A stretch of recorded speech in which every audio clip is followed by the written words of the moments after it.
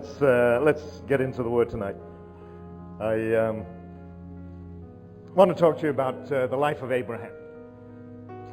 There are three essential requirements, I think, that God is looking for in the life of every believer, and I see them exemplified in the life of Abraham and symbolized by the altar, the tent, and the well. Those three areas, the altar, the tent, and the well. If you've studied the life of Abraham, he was always building altars. He was always digging wells, and he was always pitching his tent, moving from place to place. The altar speaks of consecration, dedication, and it deals with my attitude towards self. The tent speaks of progression or transition, deals with my attitude towards change. And the well speaks of satisfaction, deals with my attitude towards God himself. Where do I derive my satisfaction from? Where is my true life? Now, Abraham, as you know, according to the book of Romans, is called the father of all those that believe. I said last night, the ultimate father obviously is God, but Abraham is referred to as our spiritual father. And fathers have a profound impact on our life, either for good or bad. Every one of you here obviously has got a father, whether he was an absentee father, whether he was a cruel father, or loving, whatever, makes a great impact on us. If your father was an early riser, chances are you're an early riser. If your father was a doctor, chances are you know all sorts of medical terms. If your father was a lawyer, chances are you can rattle off all sorts of Latin phrases. You know, if your father was a mechanic, you know all the parts of an engine. If your father was a builder, you can talk about studs and, drywall and all that sort of stuff. You know, if your father spoke Chinese, chances are you do.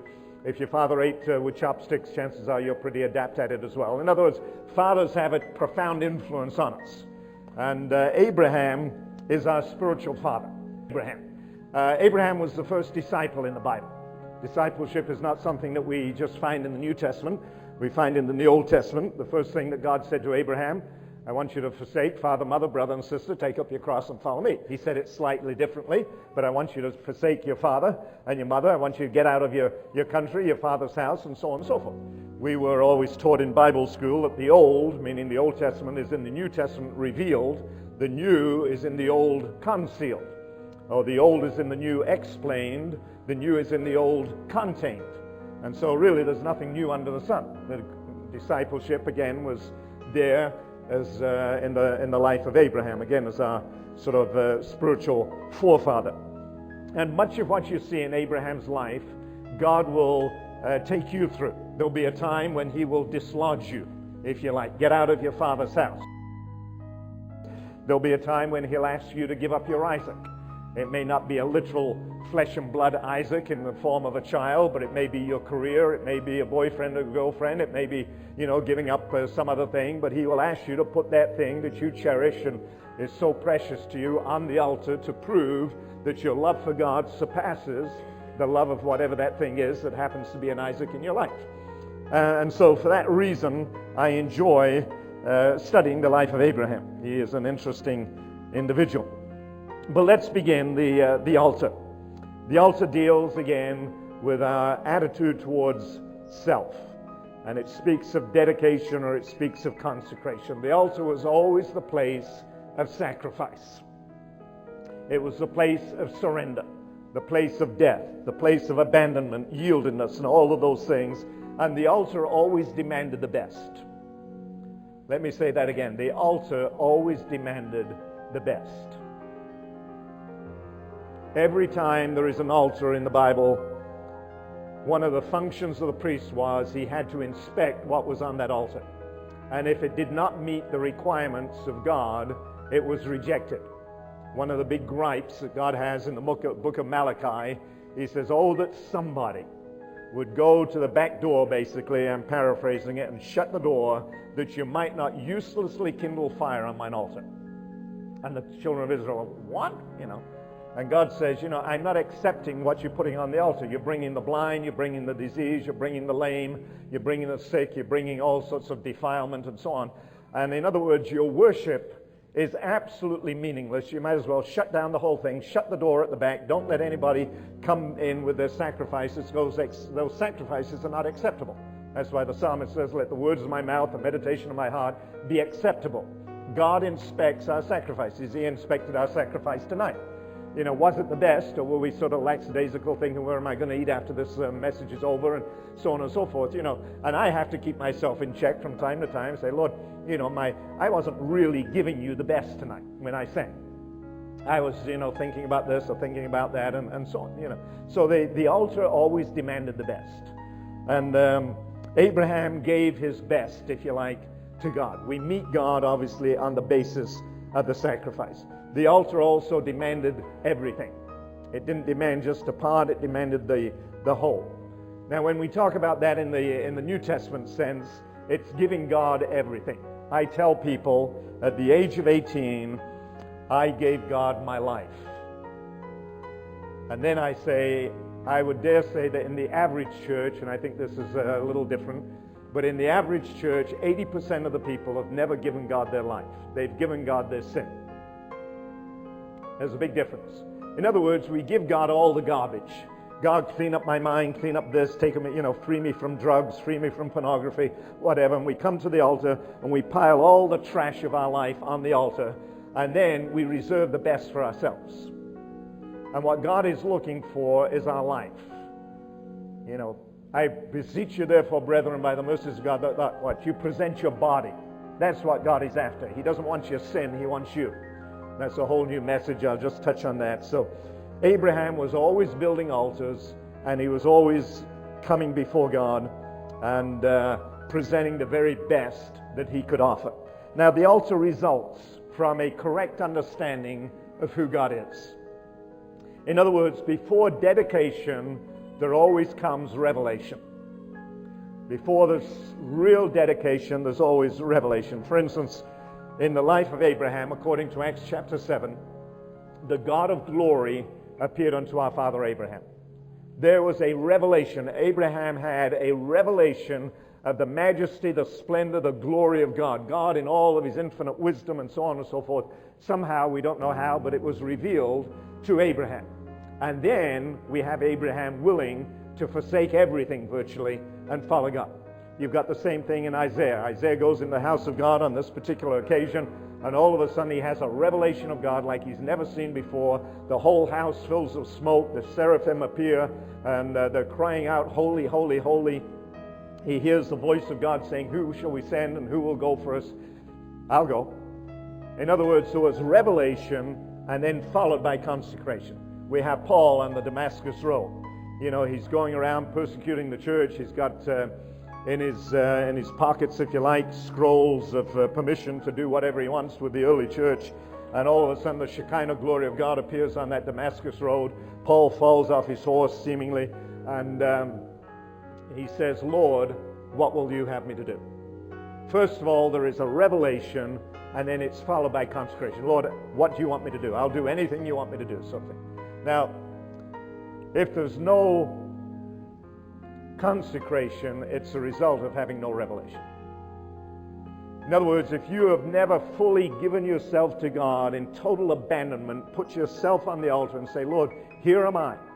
Use me in whatever way you can, and so on and so forth. It's because you've never had a revelation of the majesty, the splendor of God.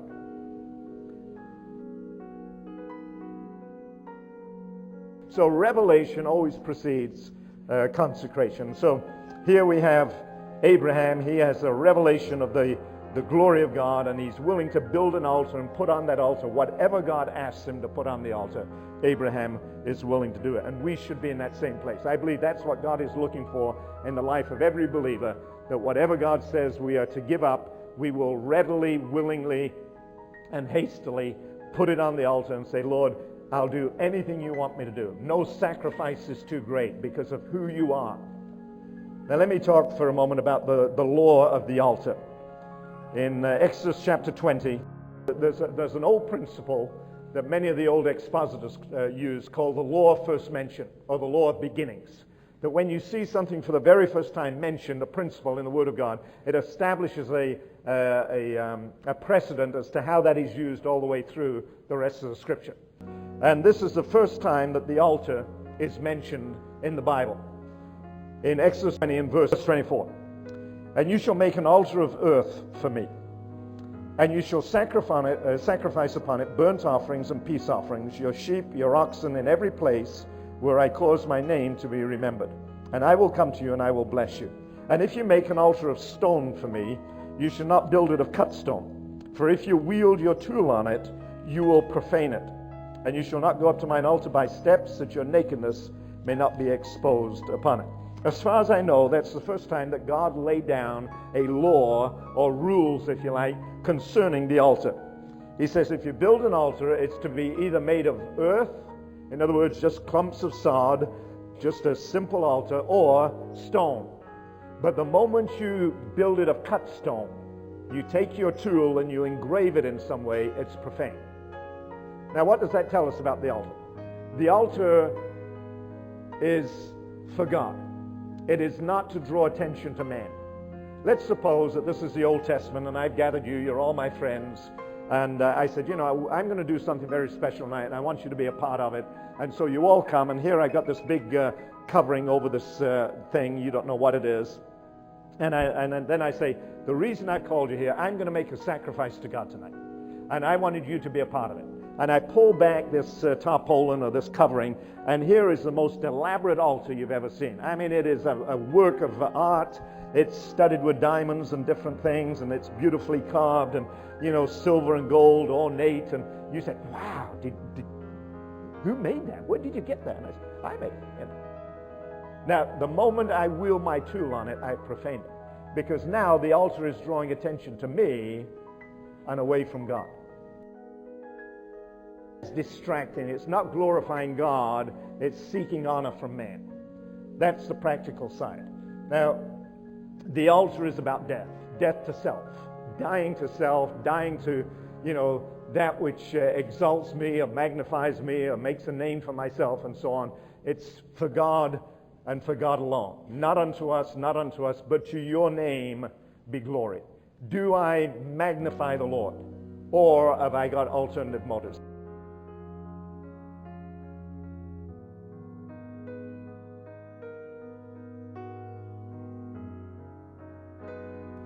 Winky Pratney, some of you may know him, said to me many, many years ago, I've never forgotten it, he said, David, when we stand before God, he will not ask us what we did. He will ask us why we did it. That's frightening, isn't it? You may have built the biggest church in Lexington, but if your reason was that you were competing with the church down the road to prove that you could out-preach, so-and-so, or build a bigger Sunday school, your motivation is wrong. The Pharisees loved to pray. Now, we could admire them and say, hey, they were men of prayer. They were men of prayer, but they did it for one reason, not to have fellowship with God or communion with God, to be seen of men. And so motivation, God examines the thoughts and the intentions, the motives of the heart. And the altar then is for God himself. It's not for man. And so he says, do not, place your tool upon it. And then in Leviticus chapter 6, we have the law of the burnt offering. The reason I've chosen the burnt offering here is it was a voluntary offering. Leviticus 6 and verse 8, and the Lord spoke to Moses, saying, command Aaron and his sons, saying, this is the law of the burnt offering. The burnt offering itself shall remain on the hearth at the altar all night until the morning. The fire on the altar is to be kept burning on it. Two things about the burnt offering. Number one, it had to remain on the altar all night until the morning. I think one of the hardest things to do in our Christian life is to keep what we've put on the altar, keep it on the altar during the night season. In other words, tonight there's a certain atmosphere here. We're friends. We've had beautiful music and so on and so forth. I give an altar call. Let's say it's a missions meeting, and there's an altar call to go to Timbuktu or something. People stream forward. Your girlfriend goes forward, and so you go and kneel beside her, and there's a whole atmosphere, and it's very easy to do. But then that atmosphere is going to change in 24 hours. You're going to be back at McDonald's flipping burgers, in the morning. And the atmosphere is not there, and now a night season sets in. Can I keep on the altar during the night season what I put on, during the day, so to speak? That is the challenge of the Christian life. The next thing, which is even harder, is, and the fire is to be kept burning on it. Can I keep the fire burning during the night season? We all go through night seasons. When there's a lack of vision, lack of direction, maybe a lack of feeling, whatever you want to term it, can I keep the fire burning? I think that's the hardest thing in the Christian life, to keep on the altar what I put on the altar, and then to keep the fire burning even during the night season. But that was the law. In other words, it wasn't just a momentary thing. Okay, God says, I see your offering, you can take it off now. No. It had to remain there.